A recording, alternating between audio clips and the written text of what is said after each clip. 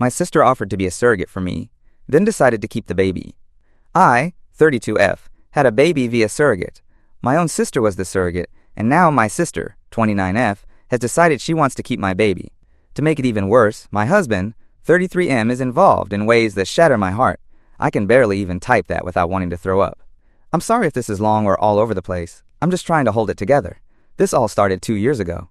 My husband Mark and I have been trying to have a child for years, but I have a medical condition that makes pregnancy life-threatening for me. We went through multiple rounds of IVF, had 2 miscarriages, one of which nearly put me in the ICU, and we were about to give up on ever having a biological child. I was looking into adoption, but Mark was hesitant. He really wanted a biological child if possible. Enter my younger sister, Tanya. Tanya and I have always been close, or so I thought. She knew about our struggles, and one day she offered to be our surrogate. She said she wanted to do this for us out of love, and that seeing us ache for a baby broke her heart. I was unbelievably grateful. I remember crying and hugging her and saying she was an angel for even considering it. Mark was also extremely appreciative and promised we'd compensate her however we could, though she insisted she didn't want money, just that we cover any pregnancy-related costs, which of course we planned to do. Looking back, maybe things moved too fast. We didn't go through an agency or official surrogacy contract. Mistake number 1 in hindsight. But I trusted my sister completely. We did work with a fertility clinic, though. We had 1 viable embryo from our IVF attempts. Genetically, it's my egg and Mark's sperm. The clinic implanted that embryo in Tanya. Miraculously, it took on the first try. I can't even explain the joy and relief we felt. It seemed like everything was finally falling into place after years of heartbreak. We decided to have Tanya move in with us during the pregnancy. She lived in the same city, but we figured it'd be easier to help her out and to have her close so we could all experience the pregnancy together. Plus, we wanted to make sure she was comfortable and cared for. We set up a guest room for her, and I was essentially her personal assistant for those months, cooking healthy meals, taking her to appointments, even massaging her feet when they got swollen. I wanted to do all that. It made me happy to be involved in every step of the pregnancy I couldn't carry myself. The first real sign of trouble, in hindsight, was how possessive Tanya started to act over her baby. Initially, we all called the baby Little Bean, or just the baby, but after the 16-week anatomy scan, we started using the name we had picked, Charlotte. However, Tanya rarely used that name. She kept calling her my baby or my little girl. I thought it was somewhat natural. I mean, she was the one physically carrying the baby, and maybe it was her way of bonding during the pregnancy. It did make me a bit uncomfortable at times, but whenever I felt a pang of weirdness, I chastised myself for being selfish or paranoid. The whole situation was unique and emotionally complex, so I tried to be understanding. There were other things. As the pregnancy progressed, Tanya seemed reluctant to let me be as involved in the medical side. Early on, she was fine with me coming into the exam room, hearing the heartbeat, etc. But by the 3rd trimester, she started going to some OB appointments without even telling me. Or she'd say, "Oh, it's just a routine check, you don't need to come." I would get upset that she excluded me, and she'd always apologize, saying she was feeling moody or wasn't up for a crowd. Mark ended up attending a few appointments in my place when I couldn't go, since apparently she didn't mind him there. At the time, I was grateful they were bonding as a team for the baby's health, but now, I have to wonder if something was going on even then. Another red flag. She got very protective of her belly. If I wanted to feel the baby kick, sometimes she'd let me, but other times she'd literally move away or cover her stomach like I was intruding. Once I had my hand on her belly as Charlotte was really rolling around, and I was laughing and crying at feeling my baby move. Tanya suddenly said, "Okay, that's enough," and pulled her shirt back down. She later told me she was just super sensitive about being touched. Again, I brushed aside my hurt because, sure, pregnancy can make you touchy. I tried not to overthink it. Fast forward to about 34 weeks. This is when my world truly started to crack.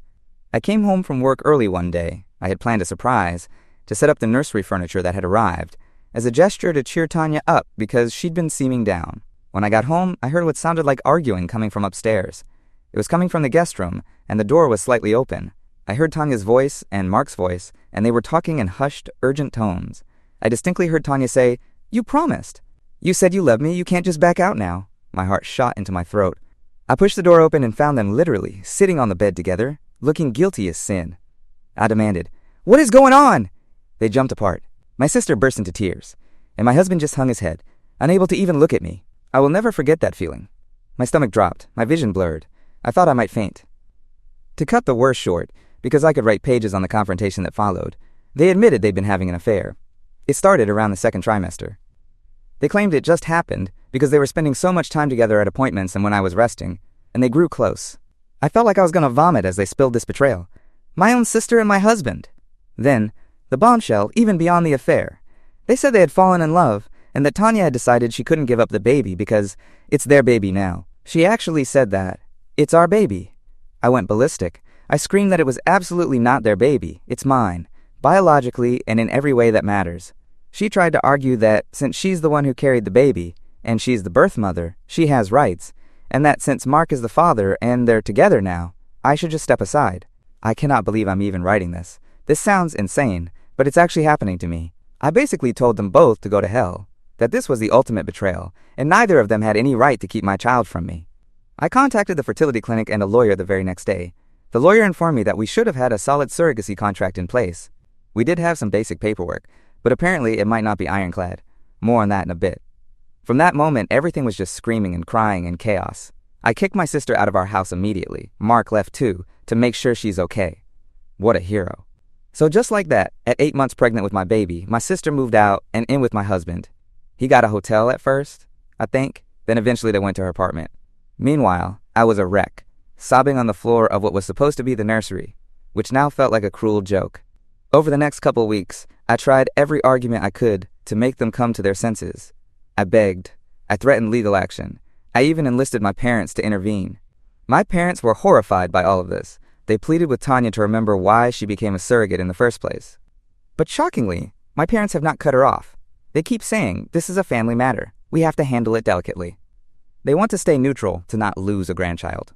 Because, of course, they still consider baby Charlotte their grandchild no matter what. And they're afraid if they side with me, Tanya and Mark will ban them from seeing the baby. It's sickening. The only person fully in my corner is my older brother, who called them both traitorous scum and is helping me find a top-notch lawyer. Legally, here's where it stands. Because Tanya is the birth mother, and we never formalized a surrogacy agreement through the courts, she is currently presumed to be the mother of the baby under law. My name won't automatically be on the birth certificate. Hers will.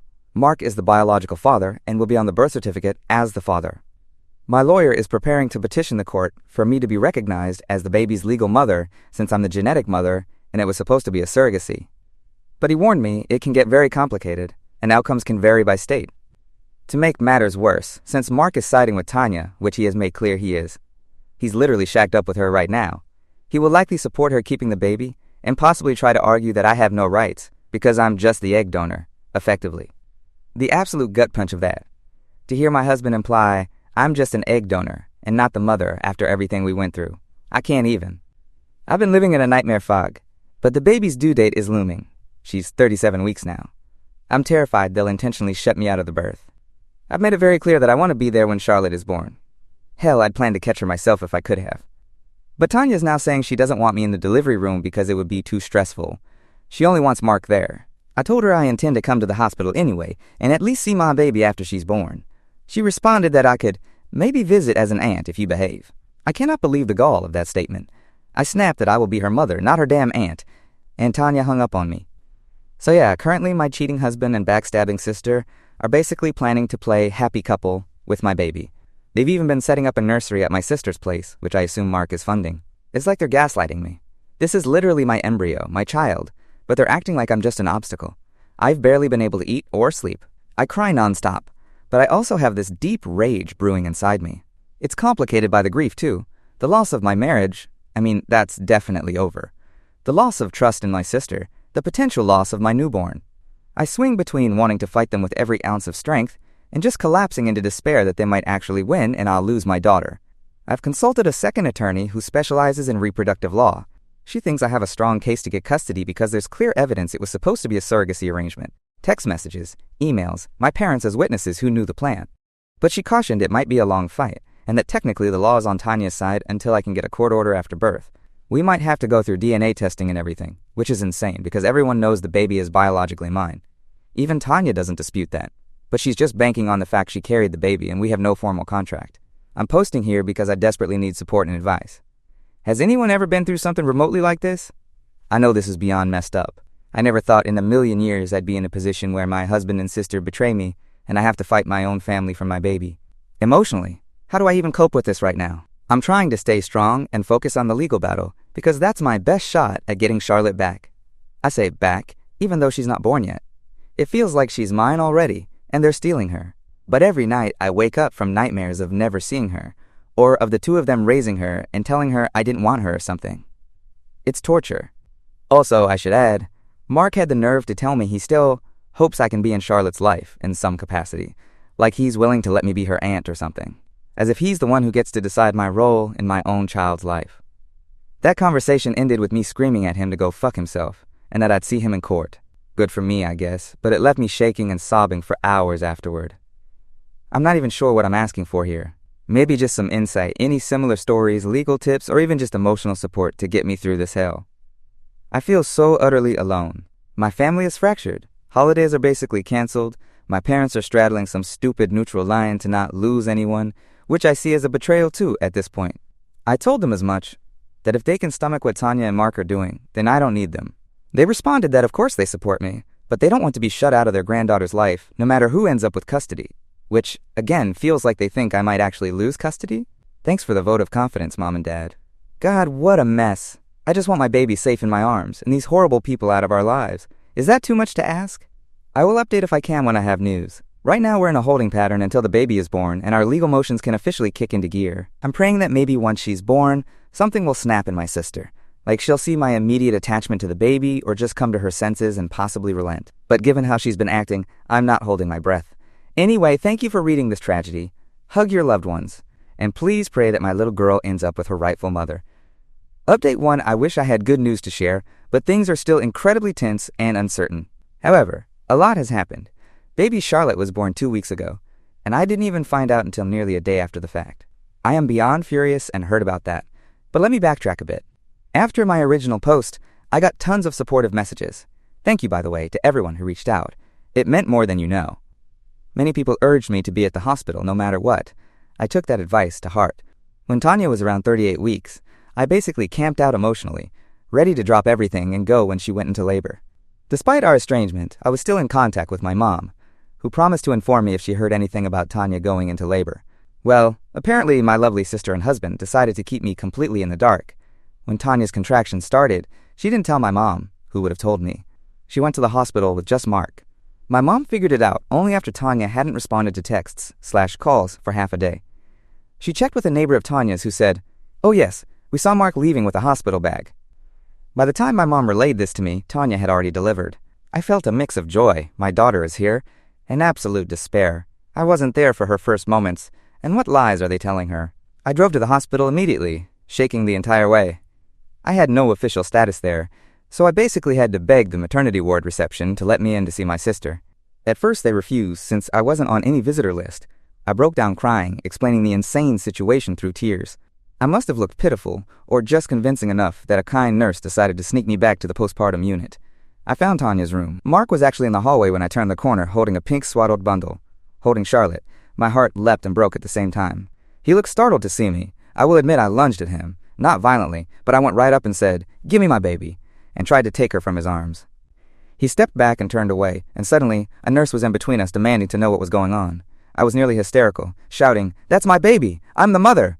The nurse looked understandably alarmed and said something like I needed to calm down or she'd call security.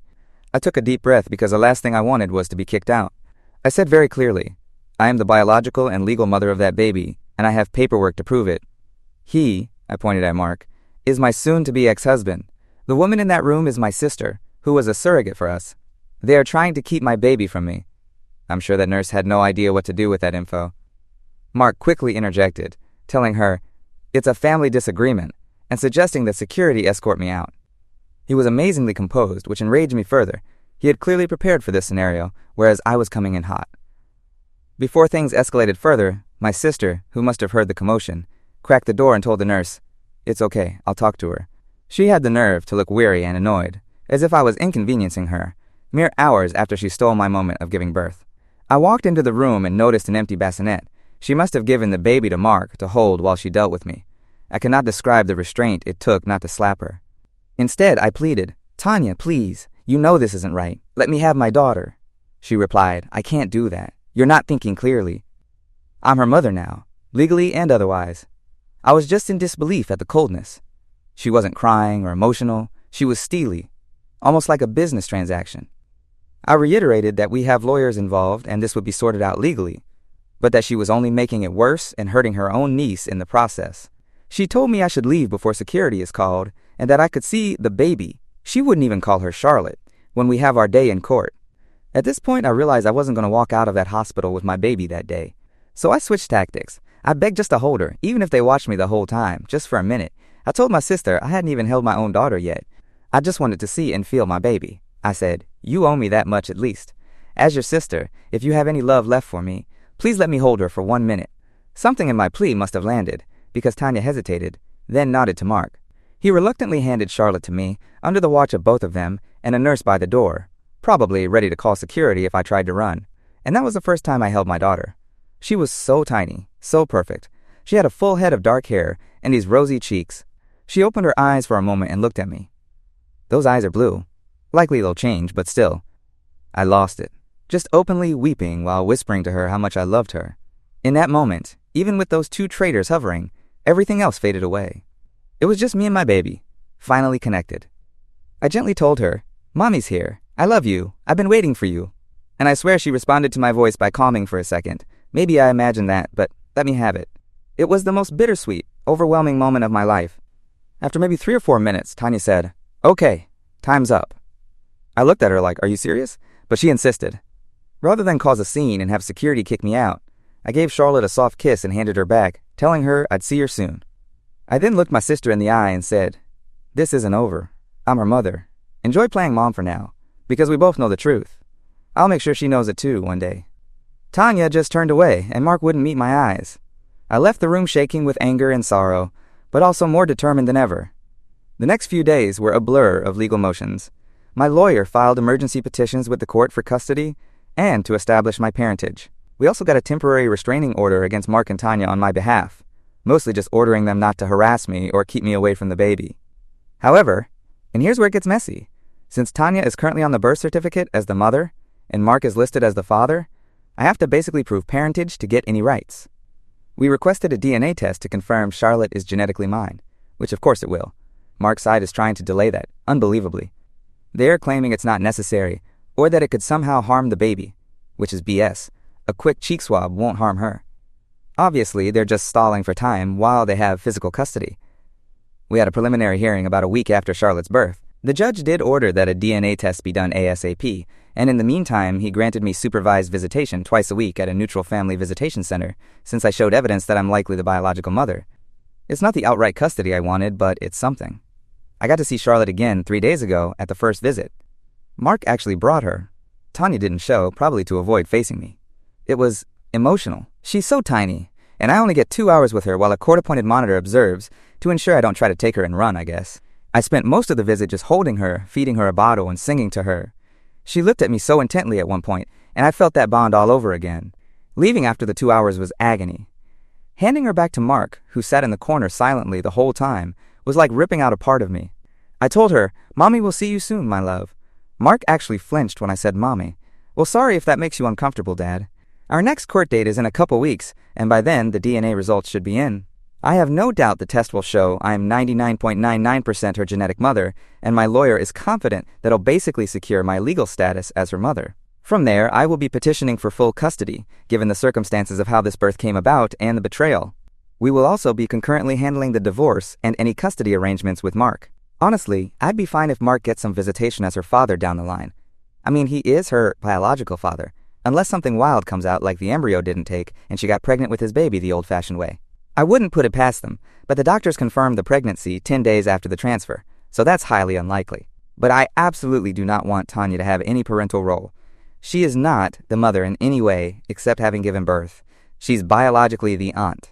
I hope the court sees that her keeping the baby was fraudulent and not in Charlotte's best interest. Emotionally, I am up and down. When I'm with Charlotte, I'm at peace. When I'm away from her, especially knowing that Witch is likely playing mom in my absence, I either rage or break down crying. I've started therapy, which is helping me not lose my mind in the meantime. It's teaching me coping strategies so I can stay strong for the fight, and eventually be the best mom I can be to Charlotte when she's back with me. Public opinion in my family has also shifted slightly. My parents, after meeting Charlotte at the hospital, Tanya did allow them a separate visit, are now pressuring Tanya to give up this madness.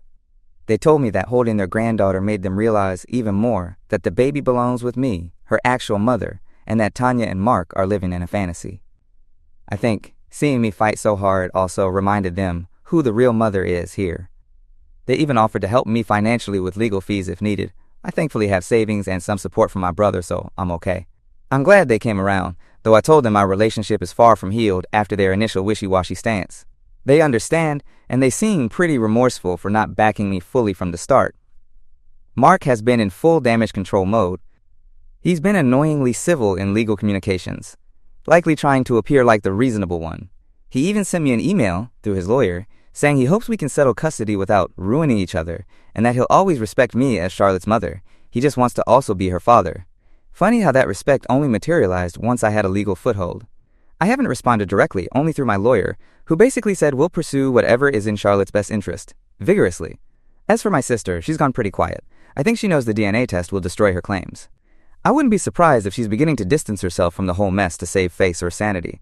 My brother says she's been staying mostly at home, not really showing off the baby much. Thank God. I would lose it if I saw her parading my baby around on social media. Perhaps, in her twisted mind, she thought the baby would somehow cement a new family unit with Mark, but now reality and the law are catching up. I still don't know what the hell I'll do long term about my relationship with either of them. Obviously, I'm divorcing Mark. And my sister? I have no desire to ever speak to her again once this is resolved. The fact that she could do this to me is beyond comprehension. Some have asked if maybe she had untreated mental health issues or pregnancy hormones that made her attached to the baby. Possibly, but even so, how do you justify sleeping with your own sister's husband? That's not hormones, that's calculated betrayal. Anyway, I'll continue to fight like hell. The day I get to bring Charlotte home with me for good, I will cry tears of joy and relief like never before. It's all I want.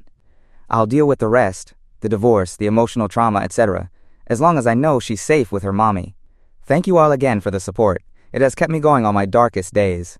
I will update again after the next court hearing when, fingers crossed, I have official recognition as her mother and can then focus on getting primary custody. Please keep us in your thoughts. My little girl needs to come home. Update 2. This will likely be my final update for a while. A lot has happened, and while some of it is positive, I can't say the story has a full happy ending. It's more like a bunch of lives shattered, with me trying to pick up the pieces while caring for my baby. First, the crucial news. I won custody of Charlotte. Actually, won isn't the right word. Nobody really wins in a situation like this. But I was granted full legal and physical custody of my daughter. It took another 2 months of court battles, hearings, and more drama than I can describe, but my daughter is finally home with me where she belongs. The DNA test, as expected, confirmed 99% that I am Charlotte's biological mother, and of course Mark is the father. Once that was established, the court moved to formally recognize me as her mother, essentially correcting the birth certificate. Tanya fought tooth and nail up to that point. Her lawyers tried to argue for some gestational parent rights, since there was no official contract. But the judge ultimately saw through it, especially after reading the communications where Tanya had initially agreed to be a surrogate. The judge even commented that this situation was a grave betrayal of trust by the surrogate. Hearing that validation in court felt good. Like, yes, someone else sees how messed up this is. With me legally recognized as mom, Tanya's case pretty much crumbled. She then shifted to begging for visitation rights, claiming she had bonded with the baby and that it would be cruel to sever that bond. That almost made my head explode. She was worried about cruelty after what she did to me. My lawyer argued strongly that any bond formed was under fraudulent circumstances and that it wouldn't be in the child's best interest to continue it. The judge agreed. However, she did grant that Tanya could have one short, supervised visit to say goodbye, to help transition the baby, I guess. I was opposed to even that, but I agreed just to show I wasn't being vindictive.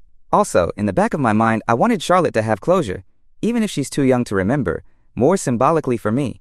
I allowed that visit at a neutral site. Tanya held Charlotte and bawled her eyes out, apologizing over and over. To the baby, not really to me. I stood there like a stone, arms crossed, watching my sister cry, and say things like, "I'm sorry, I love you," to my daughter. When her time was up, she handed Charlotte back to me and then said meekly, "I'm so sorry, I don't expect you to forgive me. I'm sorry." I had no words for her that wouldn't come out as a scream or worse, so I just nodded and walked away with my baby. That was likely the last time I will ever see my sister in person. She moved out of state shortly after. I heard she went to stay with some friend to start over. Good riddance. As for Mark, the custody of Charlotte was wrapped into our divorce proceedings. Once I had primary custody, he pushed for regular visitation. He'd been seeing Charlotte at the supervised visits, and to be honest, he does care for her. I can see that. He's a shit husband and person, but he is her father. I decided not to be vengeful for the sake of my child. We settled on him getting visitation every other weekend, but it will remain supervised for now. Given everything that happened, I insisted on that to ensure he can't involve Tanya or pull any stunts. Over time, if he proves trustworthy, it might transition to unsupervised day visits. I'm not ready for overnight visits yet, and neither is she. She's so little. Thankfully, the judge didn't push for any 50-50 split or anything. Given the context, he kept Mark's custody pretty limited. So logistically, Charlotte is with me 99% of the time. Mark sees her occasionally under supervision. Tanya is out of the picture completely. Emotionally, it's a mixed bag. The absolute high point was the day the judge finalized the order, and I got to take Charlotte home from my parents' house. They had been helping me care for her during the interim period. It was a bit complicated. I was basically sharing time with my parents as we gradually transitioned her fully to my home. Since prior to that, she had mostly been with Mark and even Tanya. But anyway, that day I buckled her into my car and realized, she's coming home with me for good. I broke down crying tears of joy in the car before driving off. Every day since, I wake up and see her sweet face, usually ready for a 5 a.m. feeding, haha. And I just feel so grateful. I cuddle her a little tighter than I probably would have, knowing how close I came to losing her. She's about 3 months old now and starting to smile and coo, and she's just my everything. I'm exhausted as any new mom, but I don't mind one bit. The middle of the night feedings, the diaper blowouts, the endless laundry. I'll take it all with gratitude, because for a while I thought I might not get to experience it. On the flip side, once the adrenaline of the custody fight wore off, I was hit with the full weight of the betrayal and trauma. I have nightmares sometimes, of that moment I found them together, or of handing my newborn over at the hospital. I'm in therapy, which is helping gradually. Trust issues? Oh, absolutely. I can't even fathom dating or anything like that down the line. The thought sends me into a panic. I know it's too soon anyway, but it still sucks because I used to be such a trusting, optimistic person. Now I feel cynical and guarded. My relationship with my parents is also still on the mend. They have stepped up in helping me care for Charlotte, and have been very supportive, ever since they realized how horribly I was wronged. But I can't fully forget how they waffled at the beginning. Maybe in time I'll forgive and truly let it go, but a part of me remains a bit distant with them. My brother has been my rock. He even moved in with me for the first month to help with the baby and to support me emotionally, which was a godsend. He jokes that he's Charlotte's Manny/uncle. Honestly, I don't know how I would have gotten through that first month at home without him, once the adrenaline wore off and the reality set in. As for Mark, our interactions are civil and strictly about the baby. He sometimes tries to bring up our past or to apologize again, but I shut that down immediately. Please communicate through the parenting app or our lawyers. That's my approach. I have nothing to say to him outside of topics directly related to our daughter. Maybe one day I'll be less angry and we can co-parent politely. Right now I only do what I have to by court order, but I'll be damned if I play nice beyond that. He's already hinting at wanting the supervised requirement dropped in the future, I can tell. So far he's been compliant and decent with Charlotte during visits, so I likely won't fight it when the time comes to allow unsupervised visits. But I have zero trust beyond that.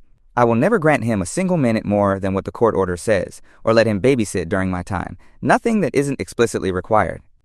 Everything strictly by the agreement. There's no twist where he and Tanya continued their romance. That fizzled out pretty quickly. I think once the baby situation didn't play out as they fantasized, reality hit them, and they fell apart.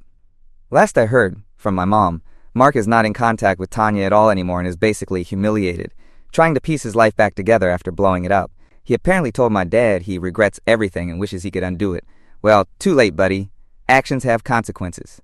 So here I am, a single mom, which is not how I envisioned my life, but honestly, I'll take single motherhood over a life with those traitors any day. My daughter is healthy and safe. I have support from the family I have left and some amazing friends. I'm considering moving to a new place in a year or so, just for a fresh start where every street and corner doesn't remind me of what happened. But that's a decision for later.